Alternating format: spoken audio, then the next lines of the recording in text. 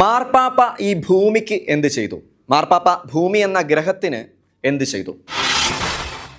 നീലാകാശത്ത് പാറിപ്പറക്കുന്ന ഒരു വെൺപതാകയിലെ പവിത്ര മുദ്ര പോലെ ഫ്രാൻസിസ് മാർപ്പാപ്പയുടെ പേരും ചിന്തകളും മനുഷ്യ മനസ്സുകളിൽ പാറിപ്പറക്കുകയാണ്. അദ്ദേഹം വിശ്വാസ സമൂഹത്തിന്, അതായത് സഭയ്ക്ക് എന്തൊക്കെ ചെയ്തുവെന്ന് ഏറെക്കുറെ ചില കാര്യങ്ങളെങ്കിലും വിശ്വാസ സമൂഹത്തിന് അറിയാം. പക്ഷേ അദ്ദേഹം കാലഘട്ടത്തിന്, ഈ ഭൂമി എന്ന ഗ്രഹത്തിന് എന്ത് ചെയ്തു എന്ന് ഒരുപക്ഷെ അനേകർക്ക് അറിയില്ല. അത് കൃത്യമായി അറിഞ്ഞാലേ അവിശ്വാസികളുടെ സമൂഹം, ഭൂമിയിലെ നാനാജാതി മതസ്ഥർ, ലോക സമൂഹം ഈ പാപ്പയെ ബഹുമാനിക്കുന്നതിൻ്റെ കാരണം നമുക്ക് മനസ്സിലാവുകയുള്ളൂ. കാര്യങ്ങൾ ആരംഭിച്ചത് അദ്ദേഹം സ്വീകരിച്ച പേരിൽ നിന്നാണ്.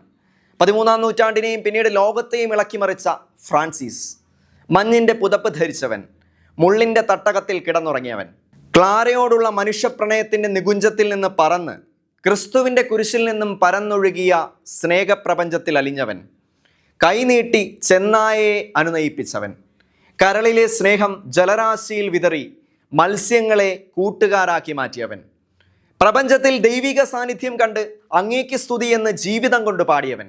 ഇവിടെയാണ് ഫ്രാൻസിസ് മാർപ്പാപ്പ ലോകത്തിന്, ഈ ഭൂമിക്ക് നൽകിയ ഏറ്റവും നല്ല സംഭാവനകൾ. ഈ പശ്ചാത്തലത്തിലാണ് അവ പിറന്നു വരുന്നത്. അസിസിയിലെ സെയിൻറ്റ് ഫ്രാൻസിസ് തൻ്റെ ക്യാൻഡിക്കിൾ ഓഫ് ദി സൺ എന്ന കവിതയിൽ ഉപയോഗിച്ചിരിക്കുന്ന ഒരു വാക്കുണ്ട്, അങ്ങേക്ക് സ്തുതി, പ്രൈസ് ടു ബി യു. എന്തിലും ഏതിനും എവിടെയും എപ്പോഴും അങ്ങേക്ക് സ്തുതി, രക്ഷക സൃഷ്ടാവേ അങ്ങേക്ക് മഹത്വം.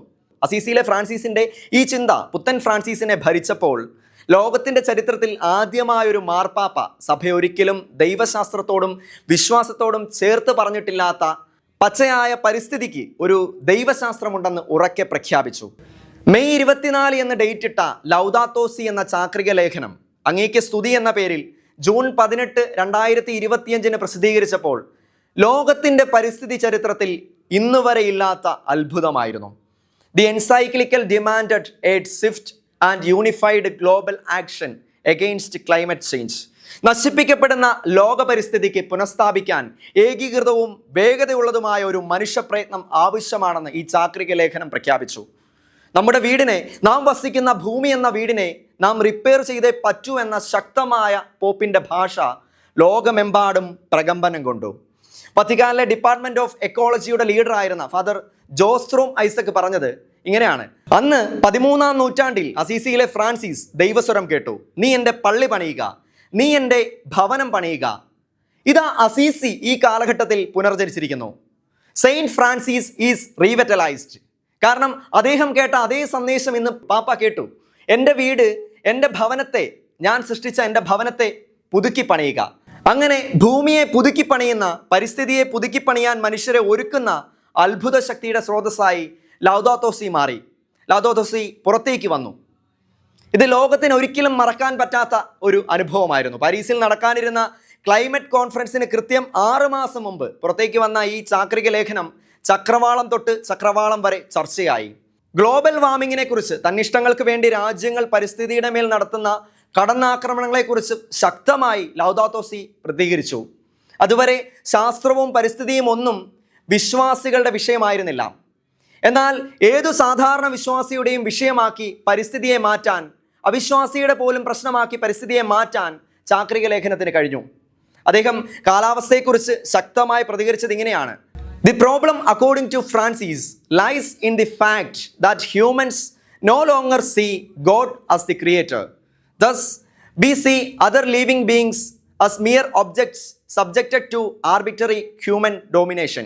പരിസ്ഥിതിയുടെ മേലെയുള്ള കയ്യേറ്റം കേവലം ഒരു സെക്യുലർ പ്രവൃത്തി അല്ല എന്ന് മാർപ്പാപ്പ പറഞ്ഞു. മനുഷ്യൻ ദൈവത്തെ സൃഷ്ടാവായി കാണാത്തതാണ് പ്രശ്നം. അപ്പോൾ എന്തിനേയും ഏതിനേയും, സൃഷ്ടിയെയും പുല്ലിനെയും പൂവിനെയും ഒക്കെ തന്നിഷ്ടത്തിന് വേണ്ടി തൻ്റെ അധികാരവും അഹങ്കാരവും വിനിയോഗിച്ച് ഉപയോഗിക്കാനും കീഴ്പ്പെടുത്താനും കഴിഞ്ഞപ്പോൾ സത്യത്തിൽ തകർന്നത് പരിസ്ഥിതിയല്ല, ദൈവത്തിൻ്റെ സോവറിൻ പവറാണ്, ദൈവത്തിനുള്ള പരമാധികാരമാണ്. അതുകൊണ്ട് ദൈവത്തിൻ്റെ പരമാധികാരം പുനഃസ്ഥാപിക്കുന്നതിൻ്റെ ഭാഗമാണ് പരിസ്ഥിതിയുടെ പുനർക്രമീകരണം. അത് ലോകത്തിനൊരു പുതിയ കാഴ്ചപ്പാടായിരുന്നു. അന്നു മുതൽ ഇന്നോളം ലോക പരിസ്ഥിതിയെയും കാലാവസ്ഥാ വ്യതിയാനങ്ങളെയും കുറിച്ചുമുള്ള ചർച്ചകളെയും സ്വാധീനിച്ച ഒരു വലിയ രേഖയായി ലൗദാത്തോ സി മാറി. ഇതാണ് ഫ്രാൻസിസ് പാപ്പ ഈ ലോകത്തിന്, ഈ ഭൂമിക്ക് നൽകിയ ഏറ്റവും വലിയ സമ്മാനം. മറ്റൊരു കാര്യം കൂടി കൂട്ടിച്ചേർക്കട്ടെ, വധശിക്ഷ അത് മനുഷ്യൻ്റെ പരമനന്മയ്ക്കെതിരെയുള്ള ഒരു തെറ്റായി അദ്ദേഹം എടുത്തു പറഞ്ഞു. ഏത് അതിക്രമങ്ങളുടെ നടുവിലും മനുഷ്യന് വധശിക്ഷ കൊടുക്കുന്നത് അത് ഇൻട്രിൻസിക്കലി ഈവിളാണ്, ആന്തരികമായ തിന്മയാണ് എന്ന് മാർപ്പാപ്പ പഠിപ്പിച്ചു. അത് അനേകർക്ക് ഉൾക്കൊള്ളാൻ ഇനിയും സാധിച്ചിട്ടില്ല എങ്കിൽ കൂടി മനുഷ്യമഹത്വത്തിൻ്റെ ഈ ദൂത് അനേകം മണ്ഡലങ്ങളിൽ പ്രതിബിംബിച്ചു. ഏത് കൊലപാതകിയെയും ശിക്ഷിക്കാം, അവനെ മരണം വരെ ശിക്ഷണ വിധേയനാക്കാം, പക്ഷേ വധശിക്ഷ മനുഷ്യമഹത്വത്തിന് എതിരാണ് എന്ന് മാർപ്പാപ്പ വാദിച്ചു. ഈ രണ്ട് കാര്യങ്ങൾ അവിശ്വാസികളെ സംബന്ധിച്ചിടത്തോളം, ഈ ലോകത്തെ സംബന്ധിച്ചിടത്തോളം പ്രധാനപ്പെട്ട നാഴികക്കല്ലുകളാണ്.